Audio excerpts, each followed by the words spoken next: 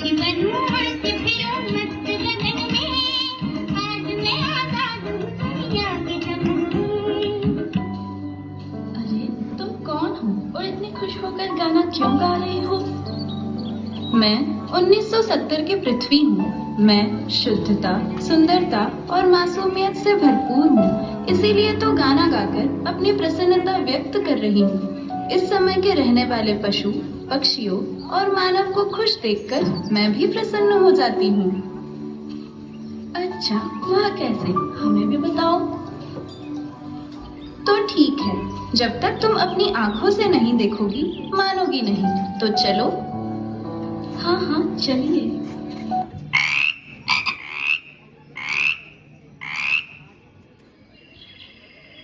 वाह, कितना ताजा पानी है तालाब का। मेरा तो उछलने और कूदने का मन कर रहा है।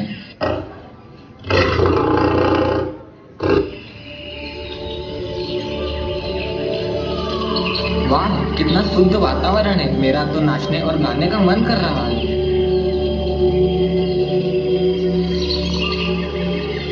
मैं जंगल का राजा हूँ और मैं इस जंगल में बहुत खुश हूँ।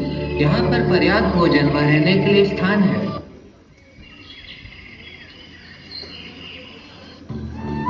अब चलो 1970 के किसानों से मिलवाती हूँ। कितने मेहनती और ईमानदार है ये किसान।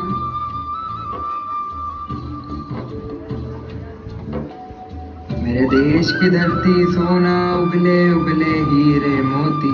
मेरे देश की धरती। और भाई राम, क्या हाल चाल है? हाँ भाई, बढ़िया हूँ।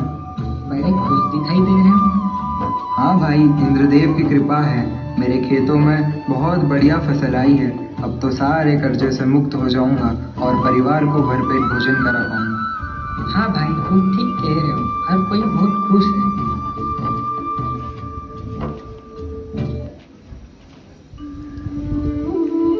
चलो, अब तुम्हें 1970 के बच्चों से मिलवाती हूँ। कितने नटखट, नादान और तंदुरुस्त हैं ये बच्चे। हाँ हाँ, चलिए। अरे देखो देखो, कितने ताजे फल है और कितने सारे लगे हैं। चलो चलो, जल्दी करो, अच्छे फल तोड़कर खाते हैं और घर चलते हैं। जल्दी करो, जल्दी करो। अरे ये कौन आ रहे हैं? अरे देखो देखो, राम और श्याम आ रहे हैं। कितने बड़े हो गए हैं ना?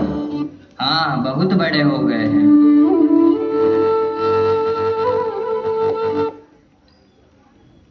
श्याम, हमारे गांव की मिट्टी की माँ की बात ही कुछ और है।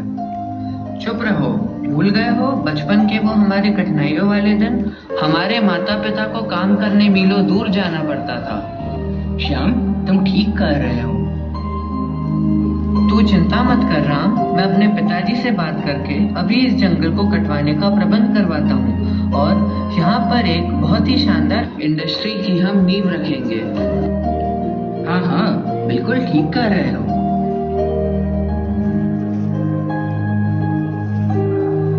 पिताजी, मुझे आपसे कुछ कहना है। आप देख रहे हैं ना, हमारे गांव के पास जो जंगल लगा है वह किसी काम का नहीं है। वहाँ पर किसी प्रकार की कोई गतिविधि बिल्कुल भी नहीं हो रही है। क्यों ना हम उसे काटकर वहाँ पर एक भव्य इंडस्ट्री का निर्माण करें, ताकि लोगों को काम की तलाश में मीलों दूर न जाना पड़े। श्याम, तुम ठीक कहते हो। तुम पढ़ लिख कर काफी बुद्धिमान हो चुके हो। तुम्हारा विचार सराहनीय है। अभी मैं मेरे साथियों के साथ जाकर उस जंगल को कटाने का प्रबंध कराता हूँ।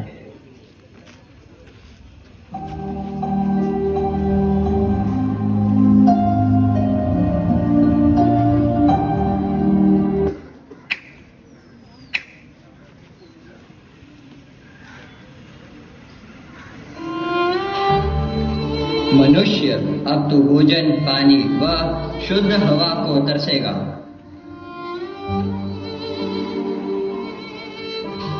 भोजन? अरे मुझे कोई भोजन दे दो। दूषित भोजन खा खा कर मेरा पाचन तंत्र खराब हो चुका है। मैं बीमार हो चुका हूँ। मेरा शरीर अब साथ नहीं देता। अरे कोई मुझे शुद्ध पानी दे दो। अरे कोई मुझे शुद्ध पानी दे दो। दूषित पानी से मुझसे अब नहीं पिया जाता। मैं दुर्बल हो चुका हूँ। चलो अब 2040 के पशु पक्षियों से मिलवाती हूँ।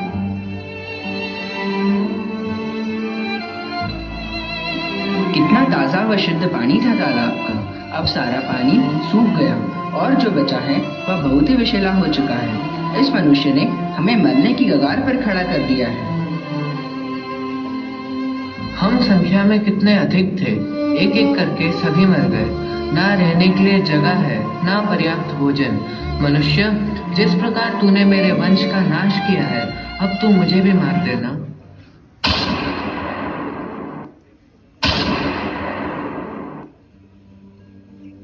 अरे अरे, तुम कौन हो?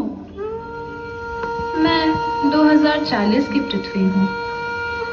पर तुम तो बहुत दुखी प्रतीत हो रही हो। हाँ, पर पहले मैं सुंदर, सुखी व शांत थी। पर तुम मनुष्यों के कारण, हाँ, तुम मनुष्यों के कारण ही मुझे अनेक बीमारियां हो गई है। तुम्हारे वाहनों के धुएं ने मुझे ग्लोबल वार्मिंग और प्रदूषण जैसी बीमारियों का शिकार बना दिया है। मेरे आंचल में कीटनाशकों और रासायनिक खाद का जहर भरकर उजाड़ दिया है। इतने पर भी तुम्हारा मन न भर रहा है। तुम मेरे शरीर को छेद कर उसमें से खनिज और पानी निकालते ही जा रहे हो। कैसे स्वस्थ रहूं मैं? मेरा आंचल सूखकर उजड़ सा गया है। पृथ्वी, आंखें खोलो। पृथ्वी, आंखें खोलो। ऐसा नहीं हो सकता है। पृथ्वी उठो, पृथ्वी उठो। अरे कोई तो आओ, अरे कोई तो पृथ्वी को बचाओ। अरे हमने ये क्या अनर्थ कर दिया। उन नदी की अंधी दौड़ में हम अपनी पृथ्वी माँ को ही भूल गए, जिसने हमें रहने को घर, खाने को शुद्ध भोजन और जीवनदायी शुद्ध हवा निस्वार्थ प्रदान की। परंतु हम स्वार्थ में अंधे होकर इन सभी वरदानों का क्रमशः नाश कर बैठे।